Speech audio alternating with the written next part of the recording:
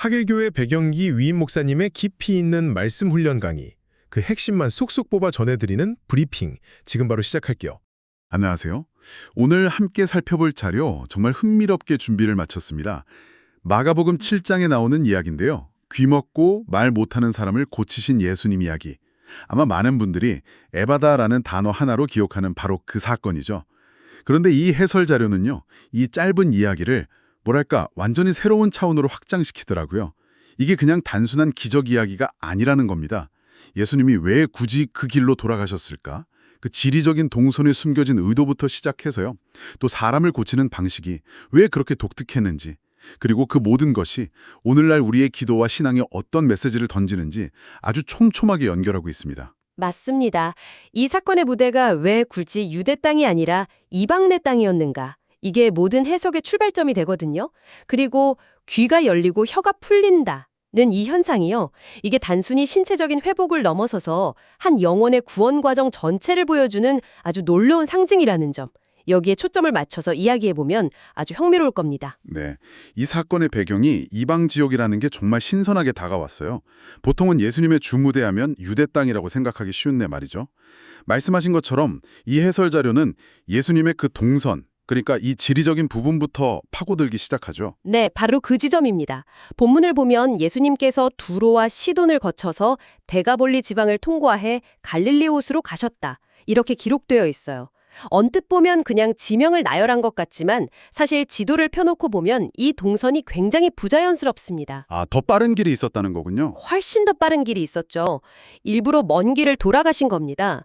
이 자료가 주목하는 건요. 여기 언급된 모든 지역이 당시 유다인들에게는 대표적인 이방인의 땅이었다는 사실이에요. 아, 네, 두루와 시도는 구약시대부터 이스라엘을 괴롭히던 이방 민족의 상징이었고요.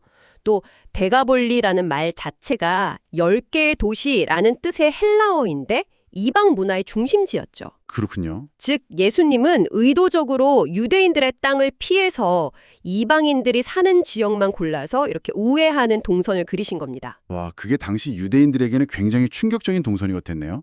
마치 일부러 나는 너희들만의 메시아가 아니야 라고 온몸으로 선포하면서 다니시는 것처럼요. 맞아요. 바로 그거죠. 그 여정 자체가 이미 복음의 경계가 허물어지고 있다는 걸 보여주는 강력한 메시지였군요. 정확합니다. 그래서 이 강의 자료는 이 동선이야말로 에바다 사건의 주인공이 누구인지를 명확히 보여주는 배경 설정이다. 이렇게 강조합니다. 이 기적은 이방 땅에서 이방인을 대상으로 일어난 사건이라는 거죠. 복음이 유대인이라는 울타리를 넘어서 이제 온 세상으로 흘러가기 시작했다는 신호탄 같은 장면입니다. 그 이방 땅 한가운데서 사람들이 한 남자를 예수님께 데려오잖아요. 여기서부터 예수님의 행동이 정말 독특하죠. 가장 먼저 하신 일이 그 사람을 무리로부터 따로 데리고 나가시는 거였어요. 이 따로라는 부사에 해설 잔료가 큰 의미를 부여합니다. 한번 생각해보면 이런 놀라운 기적은 많은 사람 앞에서 보여줘야 더 효과적이지 않을까요? 그렇죠. 봐라, 내가 이런 능력이 있다고 과시할 수 있는 절호의 기회인데. 맞아요. 하지만 예수님은 정반대의 선택을 하십니다. 이건 군중을 위한 쇼가 아니라 한 사람을 위한 아주 지극히 개인적이고 기쁜 만남이라는 걸 분명히 하신 거죠. 듣고 보니 그렇네요. 이 해설은 이걸 광야 신학이라는 개념과 연결하던데 그 설명이 참 인상 깊었어요. 네. 성경에서 광야는 동조 하나님과 단독으로 만나는 장소로 등장하잖아요. 네. 이스라엘 민족도 그랬고. 그렇죠. 모세가 그랬고 엘리야가 그랬죠. 하나님께서 때때로 우리를 그 시끄러운 무리로부터 떼어내서 좀 고립된 자리, 즉 광야로 이끄신다는 겁니다. 다른 어떤 것에도 방해받지 않고 오롯이 주님과 대면하게 하시려는 거죠. 와, 그러니까 우리가 살면서 겪는 외로움이나 고립감, 왜 나만 이렇게 혼자일까 싶은 순간들이 역설적으로는 하나님을 가장 깊이 만날 수 있도록 마련된 따로의 시간일 수 있다는 거네요. 관점을 완전히 바꾸게 하는 해석입니다. 맞습니다. 그리고 바로 그 개인적인 만남의 자리에서 예수님은 더 독특한 행동을 시작하시죠. 네, 바로 그 부분입니다. 손가락을 그의 양 귀에 넣고 침을 뱉어서 그의 혀에 손을 대시죠. 이 장면은 읽을 때마다 좀, 그쵸? 충분히 그렇게 생각할 수 있죠. 현대의 우리에겐 굉장히 낯설고 솔직히 좀 비위생적으로 느껴지기도 하는데 이 해설은 여기서 오히려 중요한 걸 발견해야 한다고 주장하더라고요. 네, 강의는 이 기이해 보이는 행동에 두 가지 중요한 메시지가 담겨 있다고 봅니다. 첫째는 접촉의 신학이라고 할 수 있어요. 예수님은 그냥 멀리서 점잖게 내 귀와 혀는 나을지어다 이렇게 말씀하실 수도 있었거든요. 하지만 굳이 그의 가장 고통스러운 부위, 남들이 더럽다고 피했을지도 모르는 그곳에 직접 손을 대셨다는 거죠. 이건 단순한 치유를 넘어서는 깊은 공감과 위로의 표현입니다. 아, 말로만 하는 위로가 아니라 고통의 현장으로 직접 들어오시는 하나님의 사랑을 보여주는 행동이군요. 그리고 두 번째가 더 중요합니다. 바로 이 장면에서 우리가 기도의 자세를 배워야 한다는 겁니다. 을 정해주지 말고 맡겨라 라는 교훈까지 이건 이 해설 자료가 좀 과감하게 해석한 건 아닐까요? 아주 좋은 지적입니다. 그렇게 느껴질 수 있죠. 그래서 자료는 가나의 홀인잔치 이야기를 근거로 둡니다. 잔치에 포도주가 떨어졌을 때 예수님의 어머니 마리아가 아들에게 뭐라고 말했나요? 포도주가 떨어졌다. 네. 물이 포도주가 되게 해다오라거나 어디 가서 포도주를 좀 사와라 하고 방법을 제시하지 않았습니다. 그저 포도주가 떨어졌다는 그 문제 상황 자체만 아뢰었죠. 아, 그러네요. 해결책은 예수님께 온전히 맡겼군요. 바로 그겁니다. 이 해설에 따르면 많은 경우 우리의 기도는 문제 해결을 요청하는 게 아니라 내가 생각하는 해결책을 관철시키려는 주문에 가깝다는 거예요. 하나님, 이 문제를 해결해 주세요가 아니라 하나님, 제가 생각한 이 방법대로 이 문제를 해결해 주세요라고 기도한다는 거죠. 하지만 이 남자는 예수님의 그 기이한 방식에 저항하지 않고 자신을 온전히 맡겼습니다. 이처럼 기도란 나의 계획과 방법을 내려놓고 그분의 방식이 내 상식과 좀 달라도 신뢰하면서 온전히 맡기는 것이다 라는 해석입니다. 와, 그 설명을 들으니까 예수님의 그 이상한 행동이 완전히 다르게 보이네요. 솔직히 이 해설을 보기 전까지는 예수님이 왜 침을 사용하셨을까?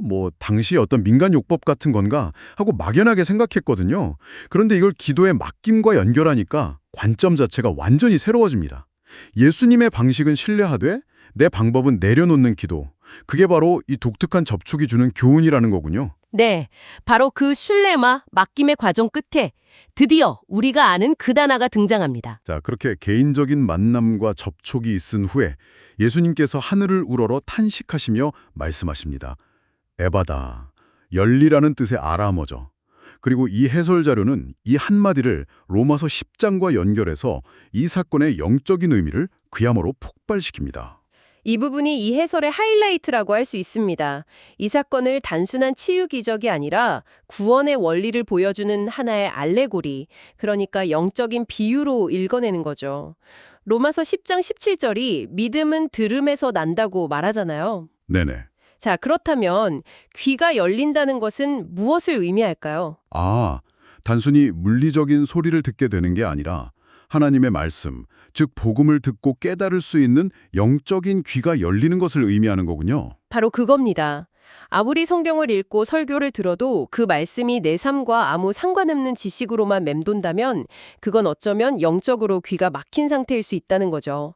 에바다는 바로 그 닫힌 영의 귀가 열려서 생명의 말씀을 듣게 되는 순간을 상징합니다. 그러니까 말씀을 듣긴 듣는데 그게 머리에서만 맴돌고 가슴까지 내려오지 않는 상태. 그게 바로 영적으로 귀가 막힌 거라는 얘기죠. 그렇다면 혀가 풀리는 것은 자연스럽게 다음 단계랑 연결되겠네요. 그렇습니다. 로마서 10장 10절은 사람이 마음으로 믿어 의에 이르고 입으로 시인하여 구원에 이른다고 말하죠. 귀로 들어서 마음으로 믿게 된 그 복음을 이제는 묶여있던 혀가 풀려서 입으로 고백하고 증언할 수 있게 되는 단계입니다. 아, 사람들 앞에서 자신의 신앙을 드러내기 부끄러워하고 주저하는 이른바 샤이 크리스찬의 상태에서 벗어나서 담대하게 예수를 주로 시인하게 되는 변화. 그걸 의미하는 거군요. 맞습니다. 이 해설에 따르면 에바다는 사실 구원 전체의 축소판인 셈이에요. 단지 귀 열려라, 혀 풀려라가 아니라 영혼아, 이제 복음을 듣고 귀 열림, 그 믿음을 고백할 준비를 마쳐라, 혀 풀림 같은 거대한 구원의 선언이라는 거죠. 그리고 그 선언 직전에 예수님께서 탄식하셨다는 기록도 빼놓을 수 없겠네요. 왜 그냥 말씀하지 않으시고 굳이 탄식을 하셨을까요? 이 탄식에 담긴 하나님의 마음을 이해하는 것이 중요합니다. 이 해설은 이 탄식이 단순히 병든 한 사람에 대한 안타까움을 넘어서 죄로 인해 듣지 못하고 말하지 못하는 모든 인간의 비참한 상태, 그 깨어진 세상을 향한 창조주의 깊은 슬픔과 고통을 표현하는 것이라고 설명합니다. 그러니까 이 치유가 단순한 능력과 시가 아니라 인간의 고통에 대한 하나님의 마음 아픈 응답이라는 걸 보여주는 거죠. 치유가 일어난 후에 예수님의 반응도 참 흥미로워요. 이 놀라운 일을 아무에게도 말하지 말라고 엄하게 경고하시죠. 그런데 사람들은 그 경고를 듣기는커녕 오히려 더 신나서 널리 퍼뜨리고 다닙니다. 네, 그게 마가복음에 반복적으로 나타나는 메시아의 비밀이라는 아주 중요한 모티프입니다. 왜 비밀로 하셨을까? 이 해설에 따르면 예수님은 자신이 기적을 행하는 슈퍼스타나 로마를 무너뜨릴 정치적 지도자로 오해받는 것을 극도로 경계하셨기 때문입니다. 사람들이 기적이라는 그 현상에만 열광해서 정작 예수님이 전하려는 복음의 본질, 그러니까 십자가와 부활이라는 더 중요한 메시지를 놓칠까 봐 염려하셨군요. 정확합니다. 사람들의 열광은 쉽게 왜곡될 수 있으니까요. 예수님의 사역은 인기를 얻는 것이 아니라 십자가를 지는 것이었기 때문입니다. 그럼에도 불구하고 사람들은 소문을 퍼뜨리면서 감탄하죠. 그가 모든 것을 잘하였도다 라고요. 이 감탄에도 특별한 의미가 숨어 있다고요. 그냥 정말 대단한 일을 하셨다 정도의 칭찬이 아니라는 거죠. 네, 이 해설은 이 구절이 구약 성경의 가장 첫 장, 창세기 1장을 떠올리게 한다고 지적합니다. 하나님께서 천지를 창조하시고 마지막에 보시기에 심히 좋았더라 라고 말씀하신 장면 말입니다. 잘하였도다 웰과 좋았더라 굿이 같은 뿌리를 가진 단어라는 거죠. 와, 그렇군요. 그럼 사람들의 이 감탄은 자기들도 모르는 사이에 예수님을 새로운 창조주로 고백하고 있는 셈이네요. 죄로 인해 망가진 세상을 원래의 좋은 모습으로 회복시키시는 새 창조의 주님으로 말이죠. 맞습니다. 귀먹고 말 못하는 한 사람을 고치신 사건이 사실은 창조주께서 망가진 피조 세계를 다시 회복하시는 새 창조 사역의 시작을 알리는 어마어마한 사건이었음을 암시하는 고백이라는 해석입니다. 오늘 이 자료를 깊이 들여다보니까 에바다라는 한 단어에 정말 많은 이야기가 담겨 있었네요. 복음이 유대인을 넘어 온 세상으로 확장되는 과정, 또 신앙의 여정에서 소란한 무리를 떠나 주님과 단독으로 만나는 시간의 중요성, 그리고 믿음이 어떻게 시작되고 어떻게 완성되는지에 대한 깊은 통찰까지 정말 밀도 높은 해설이었습니다. 네. 결국 에바다는 2000년 전 한 이방인 남성에게 일어난 육체적 기적을 넘어서서 오늘 닫혀있는 우리의 영혼을 향해 열리라 라고 외치시는 주님의 음성으로 다가옵니다. 그 음성을 들을 때 말씀이 들리기 시작하고 묶여있던 입에서 신앙의 고백이 터져나오는 은혜의 사건으로 우리에게도 재현될 수 있는 거죠. 이 자료는 마지막으로 이 모든 해석을 우리의 삶에 적용하는 아주 본질적인 질문을 던지면서 마무리됩니다. 있습니다. 혹시 지금 당신의 삶에 오늘 본문의 이 남자처럼 무리로부터 따로 떨어져 있다고 느껴지는 광야 같은 시간이 있습니까? 그 자리를 단지 외로움과 고통, 단절의 시간으로만 여기고 있나요? 아니면 바로 그곳에서 그 고요함 속에서 주님을 개인적으로 만나 당신의 영적인 귀와 입이 열리는 에바다의 순간으로 만들어가고 있습니까?